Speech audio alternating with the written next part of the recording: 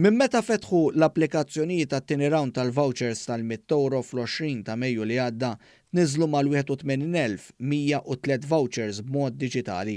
F'konferenza tal-aħbarijiet it-tlieta filgħodu l-Ministru għall-Ekonomija Silvio Scembria ħabbar dan ir-riżultat pożittiv filwaqt li ħeġġeġ lil kull min għadu ma niżżilx il-vouchers sabiex jagħmel dan sal-4 ta' Ġunju li ġej u appella lill-pubbliku sabiex juża l-għodda diġitali u jikseb il-vouchers online.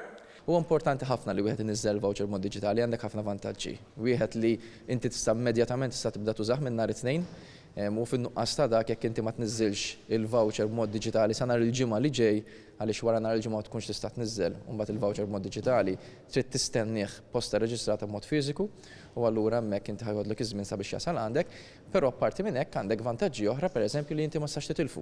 Fil-konferenza tal-aħbarijiet ħabbar li fl-ewwel sigħat minn dun fetħu l-applikazzjonijiet tal-vouchers bdew jirreġistraw ma' 750 persuna kull minuta għall-EID.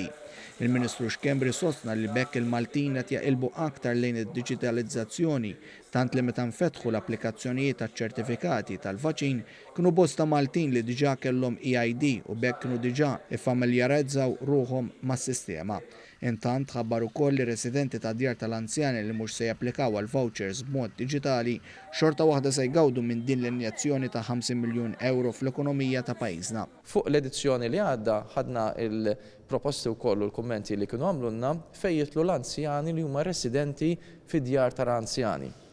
Hemmhekk qed ngħidu li dawk l-anzjani li huma residenti li ma jniżlux il-vouchers tagħhom b'mod diġitali x'tajna dik l-opportunità wkoll, grazzi b'kollaborazzjoni kemm mal-kollegi Ministru Michael Farrugia u Michael Falzon qegħdin naraw li wara dik il-ġurnata fix-xahar issa ta' Ġunju u mbagħad jirċievu lotja diretta ta' €100. Din lotja diretta lill-anzjani fid-djar tal-anzjani se tasal b'ċekk jew fi ħlas dirett fil-kont bankarju.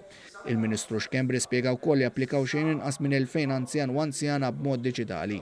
Kull min jixtieq iniżżel dawn il-vouchers sabiex ikun jista' jagħmel użu minnhom b'mod immedjat minn nhar it-tnejn li ġej jista' jagħmel dan fuq is-sit vouchersmimkoll.com.